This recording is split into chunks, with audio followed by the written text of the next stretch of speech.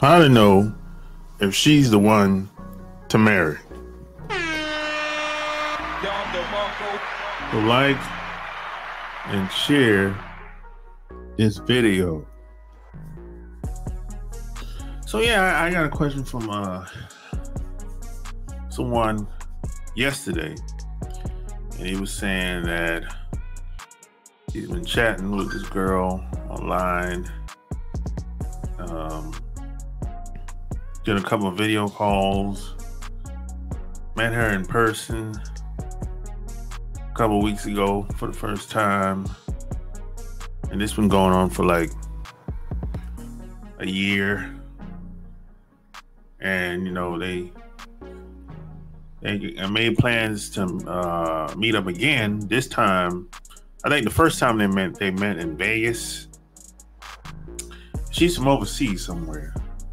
They met in Vegas, and I don't know exactly where he's from in America, but he's from someplace in America, and she's someplace overseas. They met in Vegas. That went well. So he says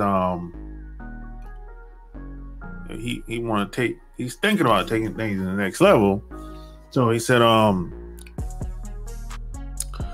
after a year of them going through this process, getting to know each other, spending time with each other, and talking to each other, and finally meeting in person, now she's going to come to his house or his town now, wherever he live at, right? So he said, with all that said and done, how do you know if she's the one? And this is a good question, actually. There's a lot of different ways I can go with this, but I would say, regardless of where the girl might be from, it really don't matter where she's from, to be honest. There has to be some type of sacrifice on her part, and you have to basically send her through the ringer. You know, now this might not sound good, but it just has to be some type of sacrifice on her part. It can't be one of those things where you roll out the red carpet. She didn't have to do anything. Everything was convenient. It can't be like that. Real life doesn't work that way.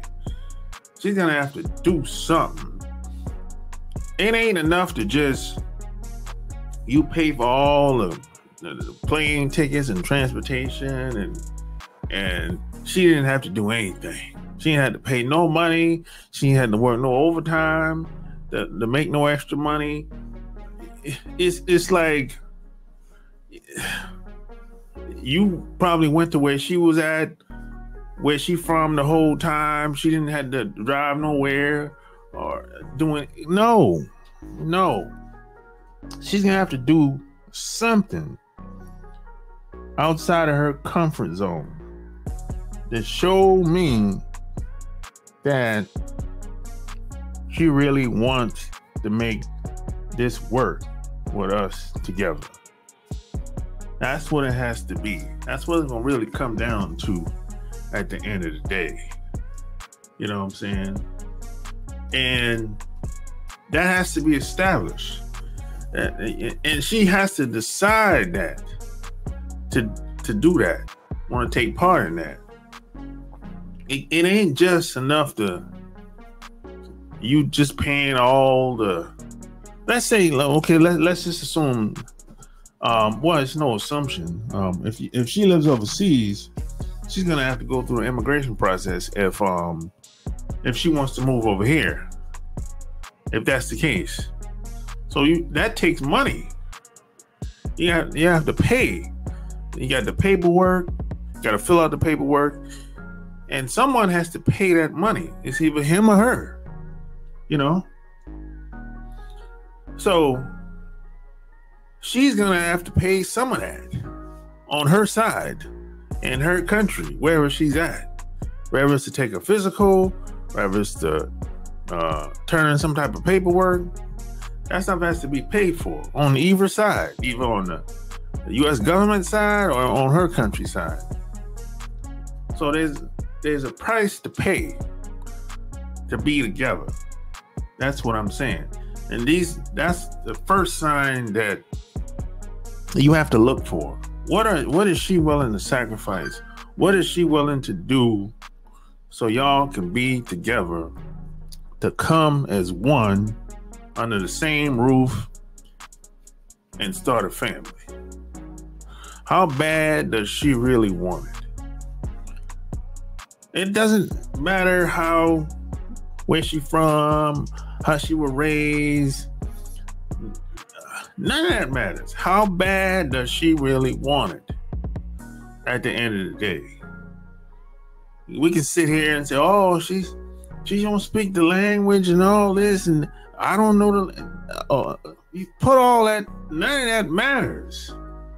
At the end of the day, how bad does she really want it? We can get all into the schematics and the culture and all that. How bad does she really want it? That's how you're going to measure how much she's willing to sacrifice to be together. Is she willing to do what it takes? Is she willing to work more hours to make more money so she can pay for some of this paperwork and immigration and all that bullshit? You know? And it might take 18 months, 3 years for her to come over, depending on what country she's coming from. Might take a couple years, right? But let's say she ain't from another country. Let's say she's from America, because I don't know for sure. But let's say she's from America. She live in America, right? Let's say she lives in America, right?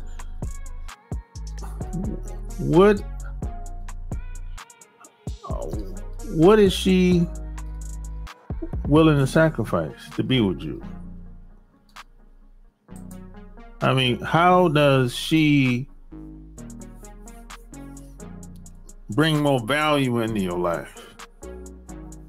Is she supportive?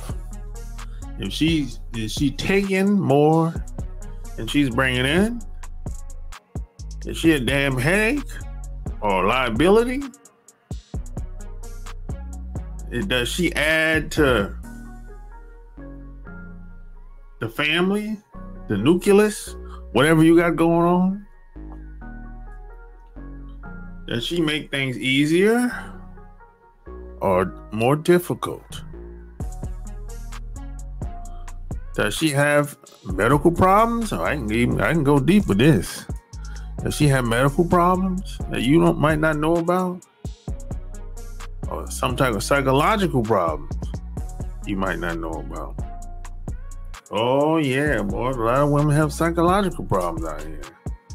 Oh yeah, that's a big one, boy.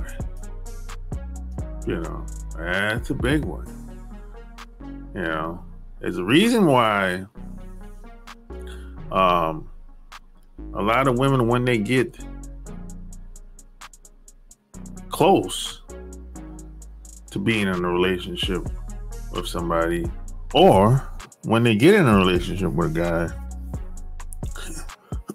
a lot of times, as soon as things get rocky, they trying to make the exit. They looking for the exit door or the window. You know, a lot of times they don't. If everything ain't peaches and cream and everybody ain't jumping up and down having a good time 7 days a week, this ain't fun no more. You bored. Start saying silly shit like that. It's really an immature way of being, to be honest. It's kind of a fantasy. Yeah, there's a lot of people want to live in a fantasy world all of 7 days a week, 365. They think everything's supposed to be fun all the time, and they're supposed to be happy. And if everything is not fun all the time, they'll say, "Oh, I ain't happy no more." I'm like, what? Who the fuck told you you're supposed to be happy all the time? Anyway, what type of nonsense? Who raised you to believe, even to buy into some shit like that? So, is she in this to win it? To win? And why did she even want to get married in the first place? Or why you even want to get married to her in the first place? What are your expectations, your goals, or hers? Or do she want kids? And if she don't want no kids, and you want kids, that's a conflict. You know? And it's like, whenever I hear a woman say something like, I want to get married, but I don't want no kids. Bitch, there's no need to get married to somebody like you if you don't want no kids. The whole, at least this is what I thought. The whole idea, at least one of the ideas of being married under the same household, one of the main ideas is to have kids. That's one of the main, because you want your kids under the same house. You want to raise your kids under the same household. That's the whole thing. You know, now, some people are going to say, when they listen to me, they're going to say, well, you don't got to have kids under the same household, man. Listen up, fool. It ain't the same. Having kids in two different households at any given time during the week or whenever y'all go 50-50 or whatever, that ain't the same thing as having two parents in the household with all your kids together. That's a complete different dynamic. It don't matter if y'all get along or you don't get along, but it ain't the same. Trust me. It ain't the same. Because I've talked to kids, they're adults now, that had experienced both sides of being separate in two different households with their parents. And they were together at one point. They said it ain't the same. Regardless of how they might get along or don't get along, it ain't the same. You know what I'm saying? It ain't the same. You know? So, it's a completely different dynamic. So, whenever I hear a woman says, I don't want to have no kids, so this is a selfish bitch, basically. Somebody had her. The person that gave birth to her wasn't selfish, like she is. She don't want to have no kids. What type of shit? What type of weirdo shit? Weirdo degenerate is that? You know. Now, if a guy says that, who gives a shit? You know. He just probably figure, I can't afford it. I can't barely take care of myself. Who gives a shit?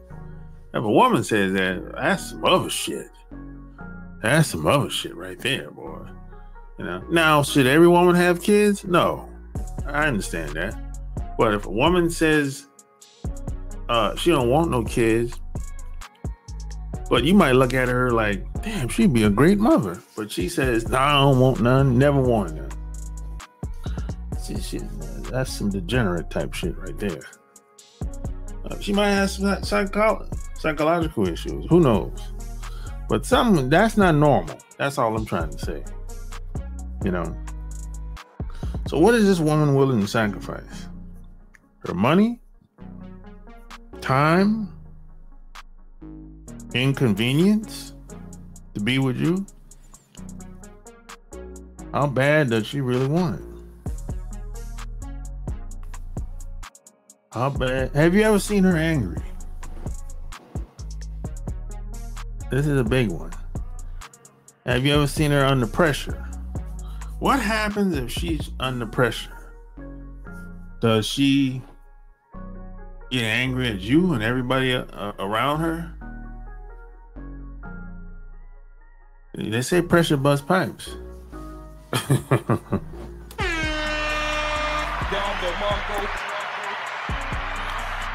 Yeah, what happens when you get angry? What happens when she get angry at you directly? Does she start acting like a man, combative, and getting all up in your face, pointing fingers and not wanting to take responsibility? You know, I don't know. These are questions. These are things you should find out before you get married. Do you find yourself struggling to meet women through online dating apps? Are you tired of constantly swiping left with no success and not knowing what to say to get the attention of a woman? Look no further. Our expert tips and tricks will give you the confidence you need to succeed in the online dating world. It's time to start taking control of your dating life and master the art of online dating. Imagine meeting some of the most attractive women in the world. Our game-changing program will help you navigate the world of online dating with confidence and charm. From creating a standout profile to crafting the perfect message, we've got you covered every step of the way. Our program covers everything you need to know to make a lasting impression. Say goodbye to endless swiping and hello to meaningful connections with the women of your dreams. Join the countless men who have found success in meeting women through online dating by following our time-tested and proven strategies. Take the first step towards improving your dating life today. Master the art of online dating and take your game to the next level. With our proven strategies, you'll be a pro at online dating in no time. So don't wait. Go to onlinedatingfordummies.com and get started today.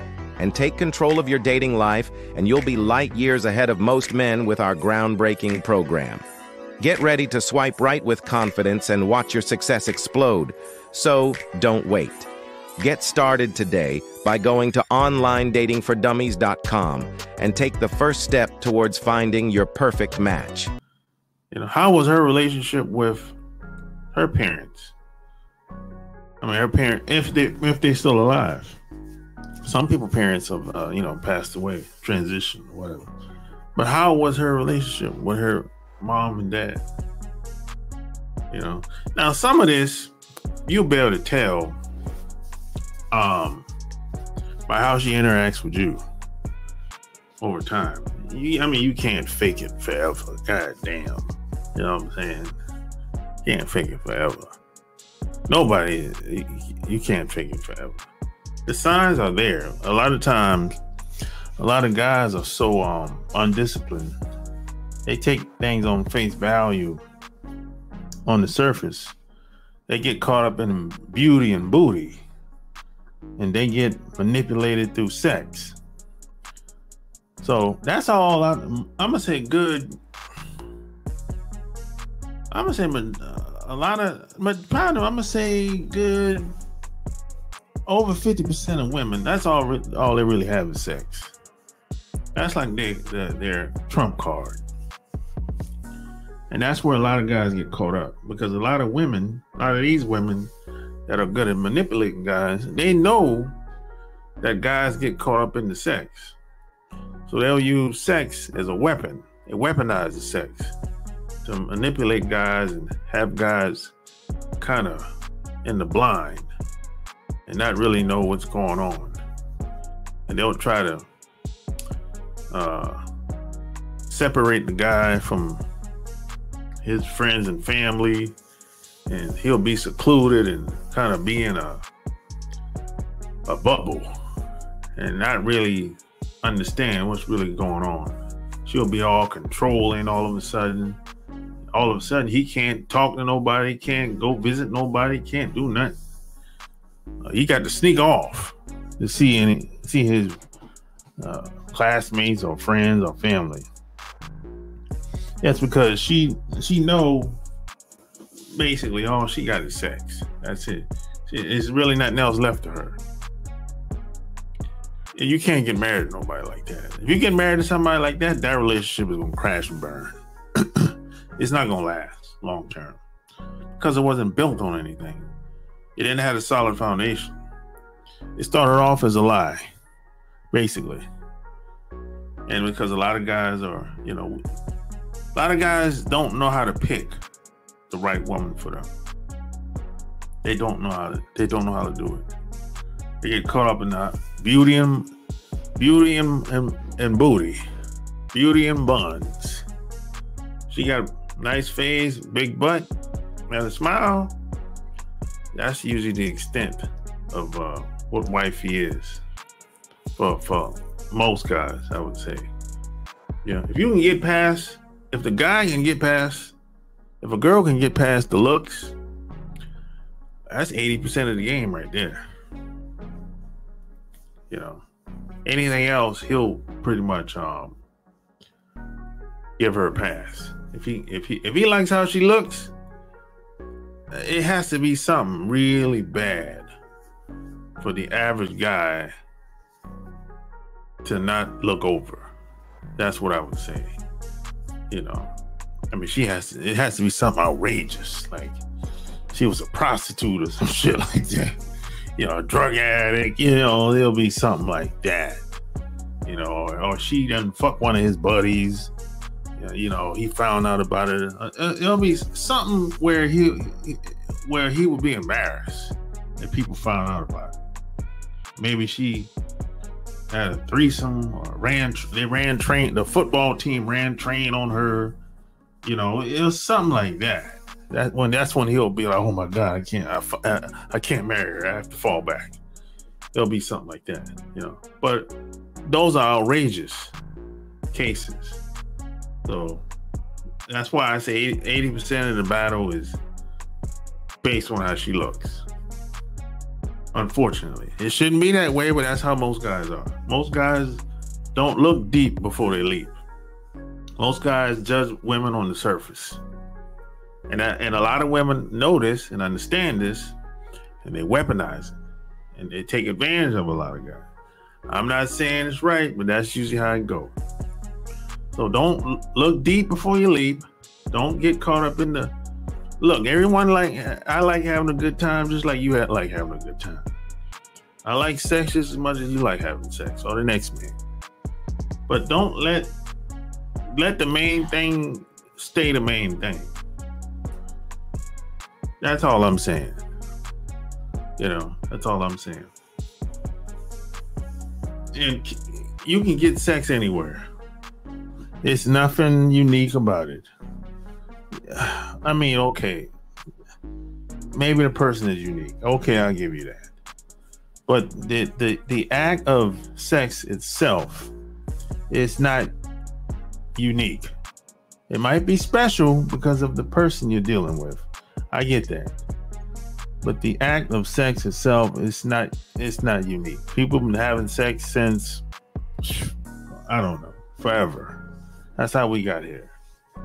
Your dad had sex with your mom, or your grandpa, or whatever. So it ain't like some new shit.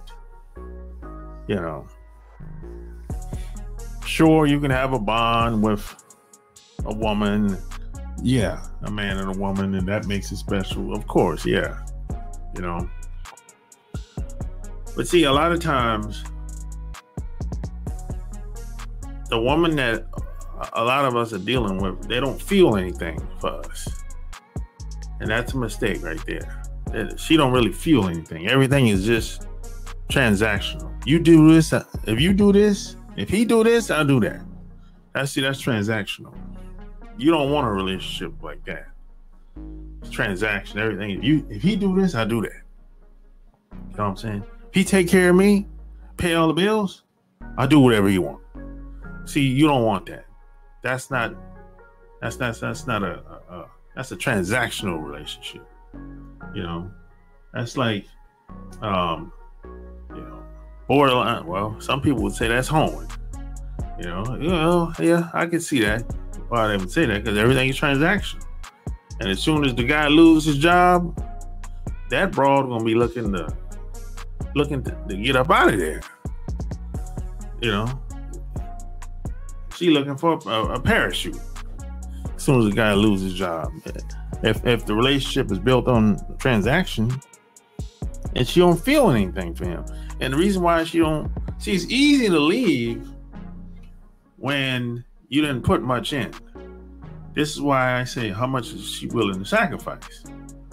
How bad does she really want it? You know, because you know, when a woman has to pick up and move to a different place, especially if she's coming from another country, that's a big commitment for a woman to make. I mean, moving from a state to state is one thing, but moving from country to country, oh man, that's like a different world. That's a huge commitment for a woman to make, you know. So you got to look at, how does she see that? Is she stressing about moving, or is it like a piece of cake, or not a big deal? If it's not a big deal, or it feels like a piece of cake to her, that's a red flag. That's a red flag. If she ain't stressing, not a big deal, you know what I'm saying? She's like, I didn't really have to do much. He done everything. See, that's not what you want right there. No. How bad does she really want it? She's gonna have to do something. There ain't no free lunch. Ain't no free lunch. Ain't no roll out the red carpet, or you pull up, she jump in and let's ride. No. No. No, man. It can't be that way. It can't be you just look good and dress good. You just show up and put on all the makeup, like a costume or whatever, and you know. No, that's surface level shit. Them looks ain't gonna last forever. I mean, it'll last as long as she can, depending on her age and genes and all that stuff or whatever. But you can't have a relationship with a woman purely based on looks. That's a recipe for disaster. Because let's just be honest, a lot of these women, non-melanated women especially, they don't age well. Look at some of these white women, Caucasian women, Asian women. Man, they don't age well, man. When they hit them late 30s, man, especially 40s, shit, they hit a wall. Man, Mother Nature ain't good to them, boy. In the late 30s, 40s, 50s, they start in the late 40s. These women start looking like, they start looking like they're in the 60s. You might have a woman, man. You might have an Asian woman or a white woman that's in the 40s. She might look like she's in the 60s. She's shriveling up like a road map and start looking elderly. You be like, what the fuck? And she ain't even 50 yet. Start looking elderly. So, you know, that's what you get.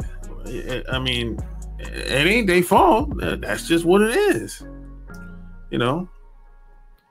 So, do you really want to marry a woman like that age fast like that? Not me. I mean, if you do, shit, you probably gonna end up getting rid of her.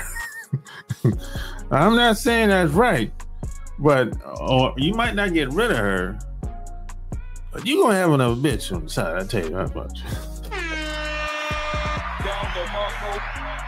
There's a good chance you gonna have another one. I'm not saying it's right. That's usually how it go. You know. But the thing is, man, when we're young,